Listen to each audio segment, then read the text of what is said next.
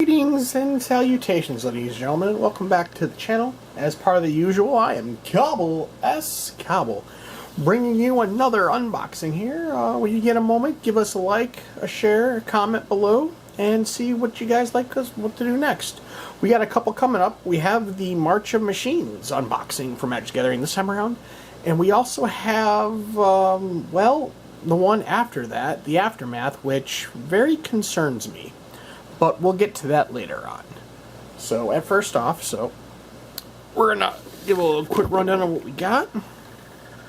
As usual, we got the 20 traditional foil lands and regular lands. We alternate art for Galea and Marvin. Spin down dice and 8 12-card March of the Machines booster packs. And 2 reference cards. So, without further ado, thank you back for coming back to the channel. Let's get into it. But we got a couple more. Like I said, I got a brand new one going up later on today. And we'll pull out all of the parts in the box. Interesting setup. The art is found with Teferi. I'm not sure it's Teferi. Not sure. But this is box. It also came with a large art card. And the Planeswalkers in play, it looks like. Looks like we got Sojourner, an elephant one that I'm not familiar with. But I've played Magic, but I haven't been keeping up. Teferi, and not sure what the other ones are, so we'll just explain and we'll go from there. So, no special additional like the last couple boxes. We had the additional things, but not really anything special on this one, which was all right. But we're gonna get the box open now. Oh, there they are. So we got some more full art cards. Wings, woman counters, and some other stuff. That looks like Phyrexia and more counters. So we'll get to those things as well. We got, like, the big D20s have gotten down real big now. So, but we got our 2 letters, and there's the Dinosaur Vampire. Let's get into that. But also, you see, we also will have the Monroe Pop Fest, where we've been working with them for quite a while, and I'm staff for their show. So you get a chance, come on down in September to Pop Fest. We got a bunch of interesting people as usual, and this is our 11th year. So follow them on Facebook, do all the other followings and all that fun jazz. We always try to put on a great show. But there's that Galatia and Mervin. It's a 12/12, 3 drop, 3, 4, 5, 6, 7 drop, 3 colorless, 2 green, 2 white. Legendary creature, Dinosaur Vampire. Like, that should even not exist. But hey, whenever you attack, choose, create a tapped and attacking XX green dinosaur creature token with trample, where X is the greatest power among other attacking creatures. That's brutal. And then we have create X 1/1 white vampire creature tokens with lifelink, where X is the number of other attacking creatures. Dear God, that's just not pleasant at all. But we also got, they went with the same style of just the one pack, or the one design on each pack. So we'll get this over here sorted. And we got our flashy planes. They gave us 4 of those. We'll put those over there.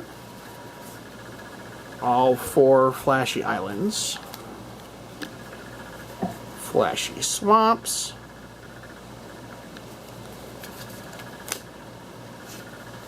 All the flashy mountains. And we lost a forest, but that's fine. And I got my lighting system back, so I should not have glaring issues. Hopefully this time, but we'll wait and see. Let's slide this over just a little bit more that way. Fortress still in view. And then we have our green forests.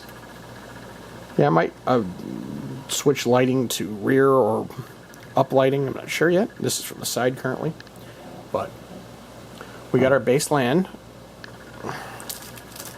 And now we have slightly. Yeah, it's a different angle, so I'm in the process of readjusting things and such. But we got our next section of lands, more plains. And they sent the same image of the islands, which is interesting aspect, because I know usually each set has 4 or 5 different designs for each set, but apparently not so much. And then we got forest here. We got our 2 on your turn or beginning learning how to play cards, the usuals. So, but yeah, like I said, we got 1, 2, 3, 4, 5, 6, 7, 8 booster packs to go to 12 cards each. So we'll put Gessa or Galatia. I'm going to butcher that name all day long, and there's not much I can do about it. So apologize in advance. So without further ado, let's open it up and see how we start. Ooh, yes, they still have the full art cards, which are always pretty cool. This one is the Mondrian Marauding Dread Ship. So that's always a pretty cool aspect of the art cards. Oh, let's see here. Let's do a little bit more.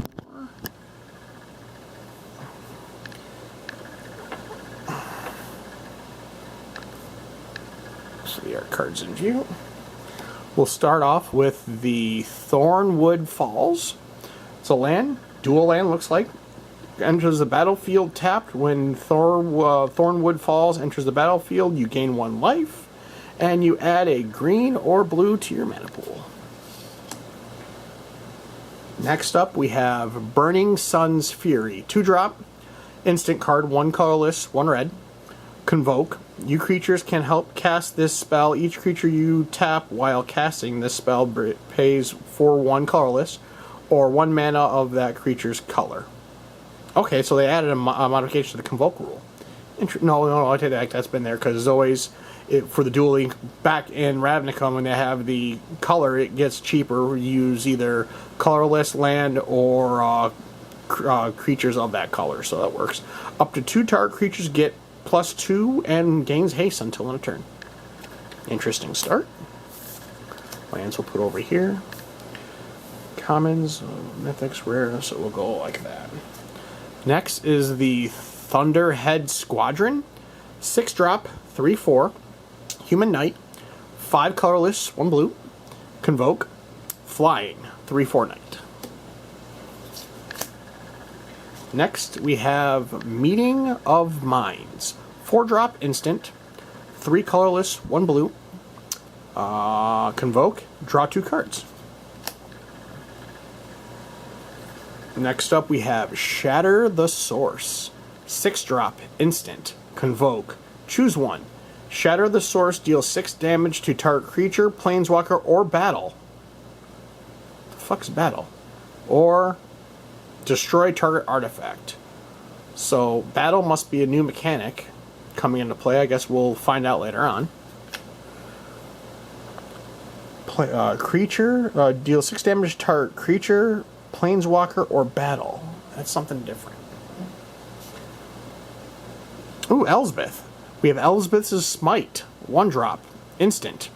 Elspeth's Smite deals 3 damage to target attacking or blocking creature. If that creature would die this turn, exile it instead. Nice. They brought back the attacking or blocking mechanics that I absolutely love. Brings back my essentially Boris Fury Shield, where essentially one of my entire defense decks was just destroy, attack, and attacking or blocking creatures. It's fantastic. It works. Next up, we have Seal for Existence. 3-drop enchantment. 1 colorless, 2 white. Ward 3. When this enchantment becomes a target of spell or an becomes a target of a spell or ability an opponent controls, counter it unless that player pays 3.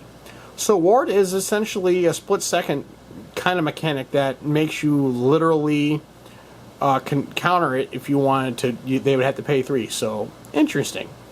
When Seal from Existence enters the battlefield, exile target non-land permanent and opponent controls until Seal from Existence leaves the battlefield. Interesting. What the actual hell is this? Oh, okay. Is that the same? Okay, that's something different. Next up is the Sunblessed Guardian. 2-drop, 2/2. Human Cleric, 1 colorless, 1 white. 5 and a poison counter? Transform Sunblessed Guardian. Activate only as a sorcery. Red or that's got the poison symbol, but I guess that's being used for 6. So it's a 5 colorless, 1 red. Activate only as a sorcery. Can be played with either red or 2 life. Oh, okay. So you either pay red or 2 life, and it transforms into the Furnace Blessed Conqueror. 3/3 Phyrexian Cleric. Whenever Furnace Blessed Conqueror attacks, create a tapped and attacking token that's a copy of it. Put a 1/1 counter on that token. For each 1/1 counter on Furnace Blessed Conqueror, sacrifice that token at the beginning of the next end step. Interesting concept. Still uncommon. We have this, which is confusing, but apparently it's a duel. Oh, okay, this is the battle they were mentioning. So this is the mechanic that we're talking about in question.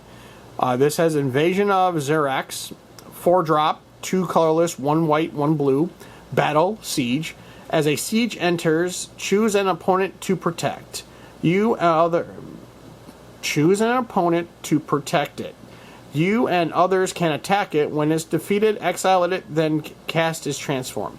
When Invasion of Zera enters the battlefield, return up to 1 target creature to its owner's hand.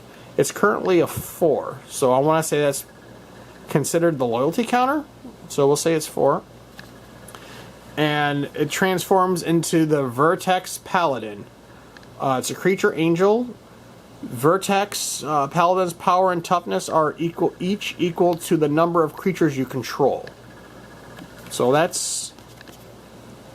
was the battle they were mentioning earlier. Okay, it's different. Next we have looks like an alternate art. Yagle, the glutton of the Umbral, Urborg. 5-drop, 9/3 Frog Spirit, 4 colorless, 1 black. And it's just a legendary Frog Spirit. Huh. And rare of the pack is the same, the original art of the aforementioned card earlier. So the 12/12. Dragon Vampire. We got a Surge of Salvation that came with it as well. That's a hollow, 1-drop, instant.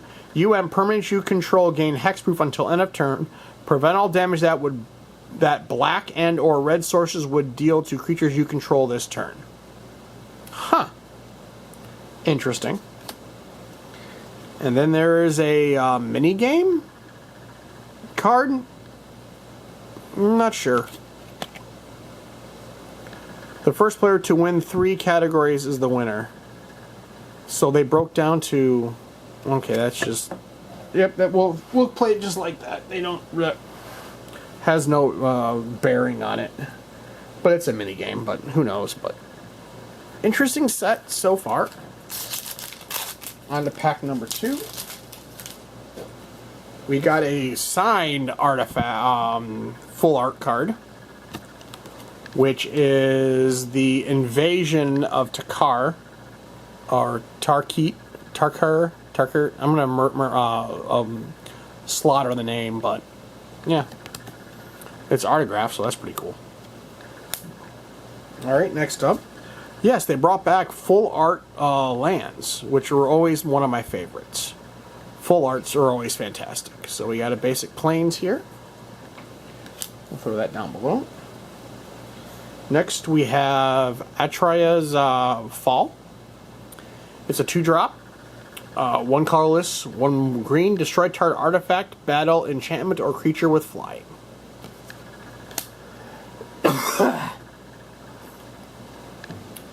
Next up, Vanquish the Weak. 3-drop, 2 colorless, 1 black, instant. Destroy target creature with power 3 or less.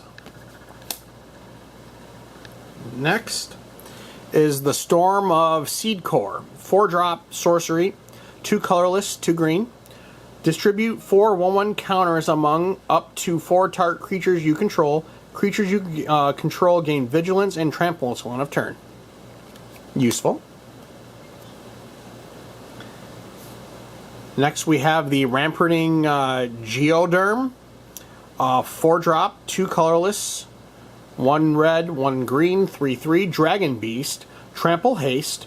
Whenever you attack, target attacking creature gets +1/+1 till end of turn. Where if it's attacking a battle, put a 1/1 counter on it instead. So I'll have to read up on the actual battle mechanics now, but we'll find that out as we go on. Next up, it's the Botanical. Shit, I'll obliterate that name. Oh, what the hell is it called? Botanical. There we go. Botanical Brawler. 2-drop, 0/0, forest, green, white. Forest and plain. Elemental Warrior, trample.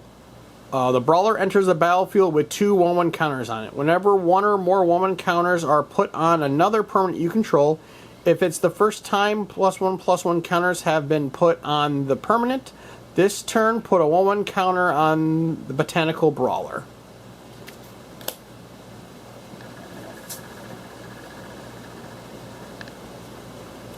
We have Pyrotech Prankster, 2-drop, 2/1, Devil, 3 colorless and a black or life.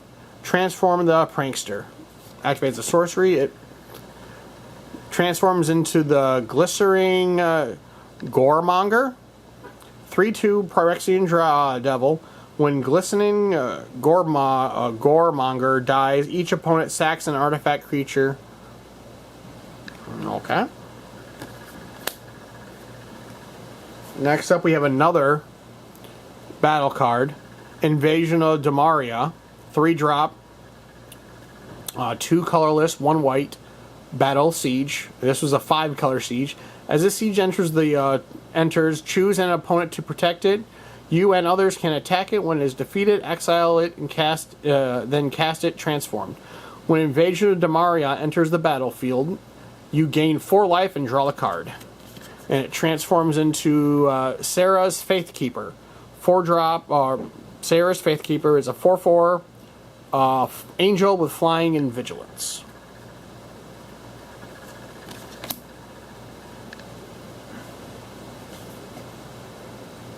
Next up, we have Rona, the Sharehold of the Faithful. 1, 2, 3, 4-drop, 1 colorless, 1 blue, 2 black. It's a human wizard, 3/4. Whenever you cast an instant or sorcery spell, each opponent loses 1 life. You may cast Rona Faithful from your graveyard by discarding 2 cards in addition to paying its other cost. So that's one of the alternate arts.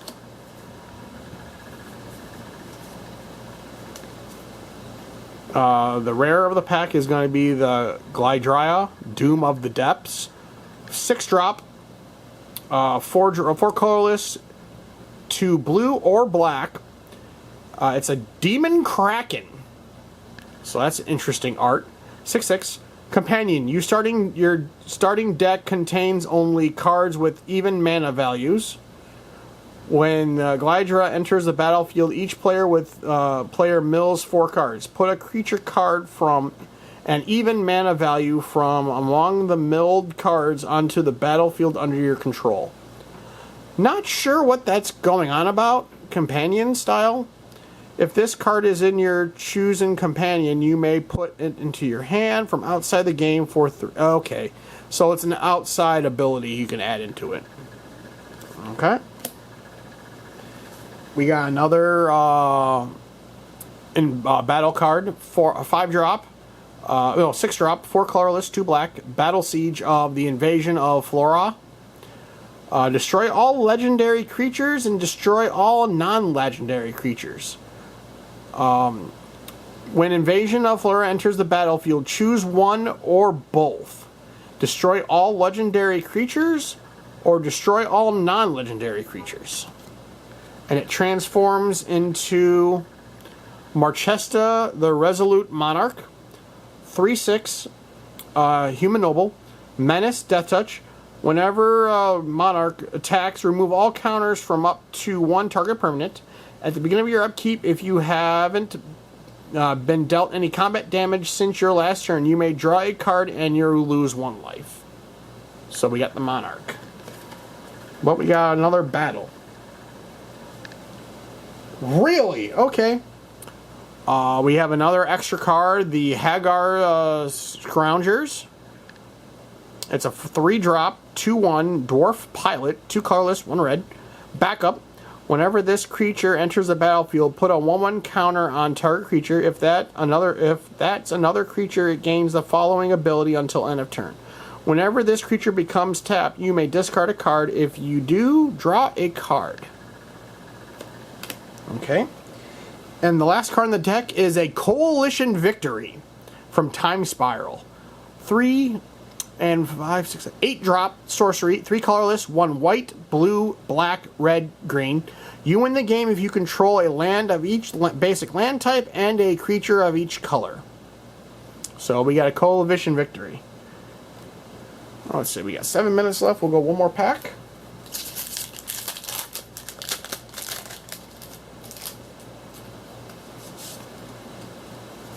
We'll start it with another full art card.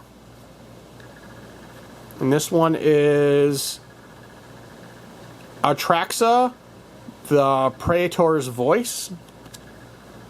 Probably one of the bads from the Praerexian world. First up, basic land. Next up, we have the Converter Beast, 4-drop, 0/1, Pyrexian Beast, 3 colorless, 1 green. When Converter Beast enters the battlefield, incubate 5. Create an incubator token with 5/1 counters on it, and 2 colorless, transform this artifact. If it transforms into a 0/0 Pyrexian artifact creature. So, okay. That's kind of weird, but that makes sense with the Pyrexian artifact totem token that came with the set. So this pack. So, and there's the incubator card. Tap 2, transform this artifact. So, okay. Next up, we have the regular Mouldering Dreadship that we saw earlier in the full art. 3-drop. 4/1, it's a vehicle, 2 colorless, 1 red. Artifact Beast, haste, it's a 4/1. When marauding dropship enters the battlefield, incubate 2. We read that already. And it has crew 2. Tap any number of creatures you control with power 2 or more. This field becomes an artifact creature until end of turn. So, it's an artifact that becomes a creature. Next up, we have the Infected Defector. 5-drop, 4/3, 4 colorless, 1 white. Pyrexian Knight. When Infected Deflector dies, incubate 3.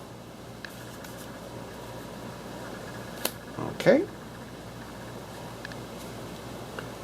Next up, we have the Merciless Repurposing. 6-drop, instant, 4 colorless, 2 black. Exile target creature, incubate 3. Next up, we have the Lithomatic Barge. 1-drop, 1 red. Sorcery. This spell can't be countered. Lithomatic Barrage deals 1 damage to target creature or planeswalker. It deals 5 damage instead if that target is white and or blue. So color specific, more damage. Always an interesting angle to factor that in. Next up we have the Herod Artisan. 3-drop, 2/3, human artifactor, 2 colorless, 1 red, haste. For 3 colorless, 1 green, or 2 life. Oh no, it's a plains. Plains or 2 life. Transform the Artisan. And transforming the Artisan turns it into a Phyrexian Sky Flare. 3/4 Phyrexian artifactor with flying and haste. Next up, we have another Invasion of Kamigawa. 4-drop, 3 colorless, 1 blue, Battle Siege. When Invasion of Kamigawa enters the battlefield, tap target artifact or creature an opponent controls and put a stun counter on it. And when it goes away, it becomes the Rooftop Saboteurs. 2-drop, Moonfolk Ninja. Flying. Whenever Rooftop Saboteurs deals combat damage to a player or battle, draw the card. So interesting combo. It's kind of like the planeswalking ability, like planeswalking to various things. Next up we have, I'm not sure if this is the rare, but the symbol looks weird. The Vitarian's Talent. Villian's, yeah, we'll say Villian's Talent. 3-drop, Enchantment Aura. 1 colorless, 2 green, Enchant Aura. Enchant Planeswalker. Each enchanted Planeswalker has some symbol. I'm not sure what that symbol is, but look at the top 4 cards of your library. You may reveal a creature or land card from among them and put them into your hand.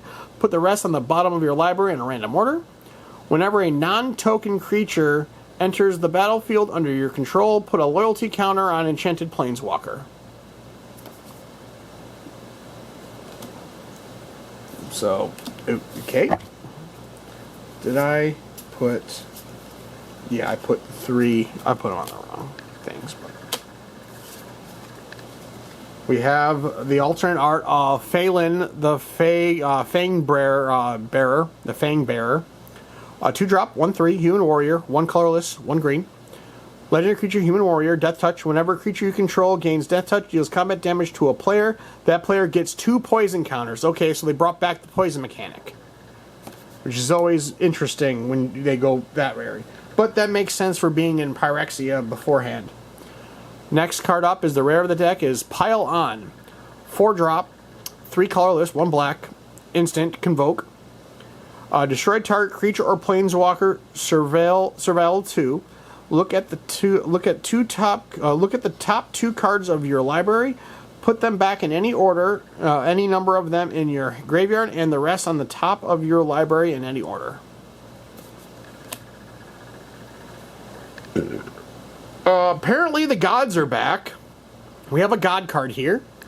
It's 5-drop, 2 colorless, 2 red, 1 white. Didgeridoo and Hazardnot.